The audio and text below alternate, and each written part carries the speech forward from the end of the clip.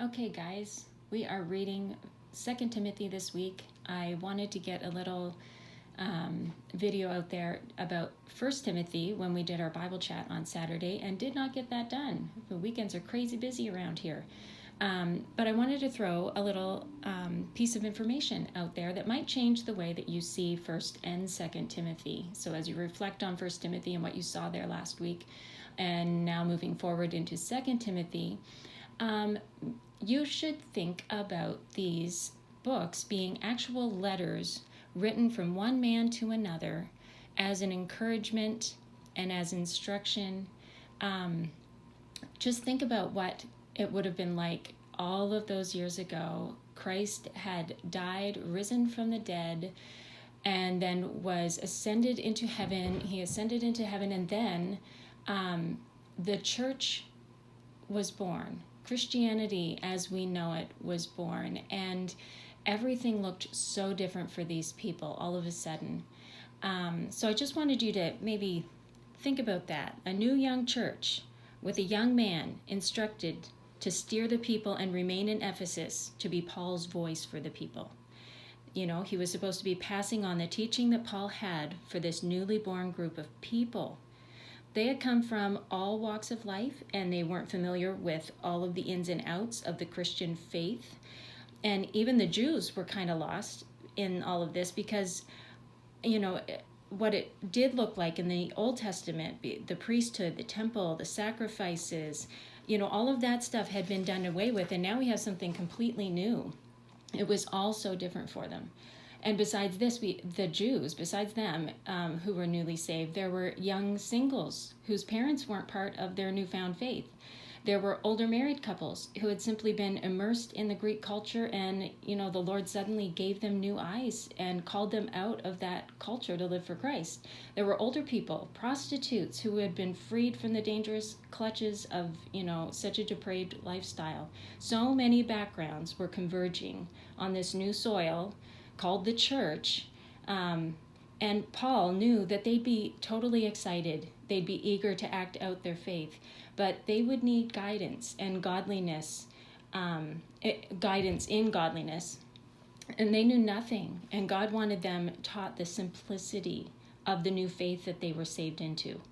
So, you know, what was it that Paul had highlighted for Timothy to pass on? What was important to Paul that the church should concentrate on? And as you read through 1 Timothy, you probably notice, well, he told them to pray.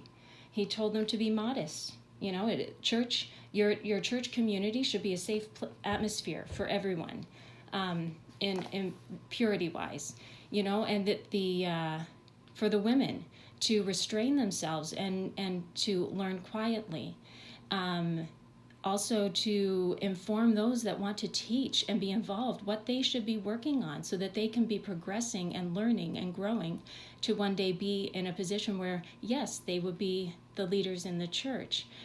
They should be managing their homes well. The importance of public teaching and reading of scripture.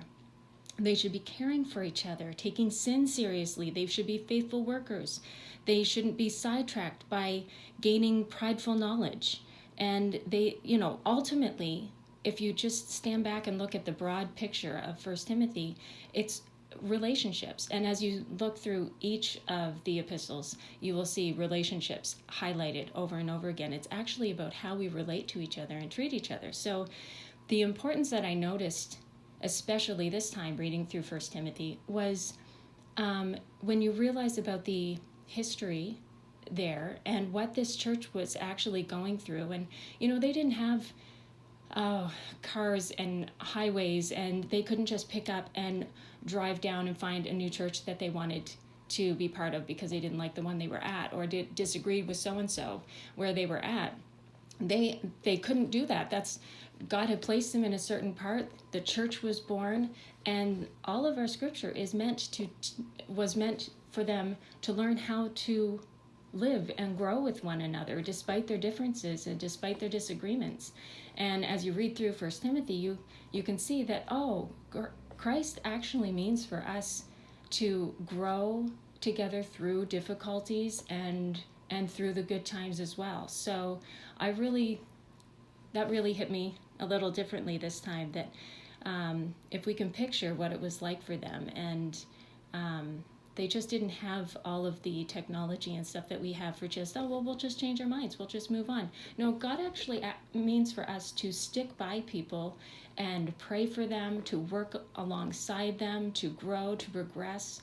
And he knew that Timothy would probably be getting discouraged, because I think it's probably almost 10 years between the writing of First Timothy and Second Timothy. And I know that, and you know, that how discouraging things can get when you're just going through, each day, trying to get stuff done, trying to focus on the right things and living for the Lord, and you're surrounded by all of these people who are just so people-y. And you can get discouraged by different things that can bring you down, and different relationships that just seem to go sour. First Timothy gives us a lot of information there that we can take and implement into our lives to have a refocus that these people are important, and it's important for us to work on our relationships with them and not be so caught up in the letter of the law. And then Second Timothy, as we're reading that this week, I noticed, well, there's quite a shift from First Timothy to Second Timothy. It's much more of a personal encouragement to Timothy, because just as you read through, you can see that Paul is not highlighting a number of instructions. He's really building Timothy up and reminding him of the reasons that he is pushing forward in the war for Christ, and to keep his head above water, keep treading water, and look for Christ and focus on him, and not so much all of the mess that's around you. So I thought that was encouraging about Second Timothy. Anyway, so as you read through, be taking notes. Love to hear from you by the end of the week. Any thoughts that you had on this stuff?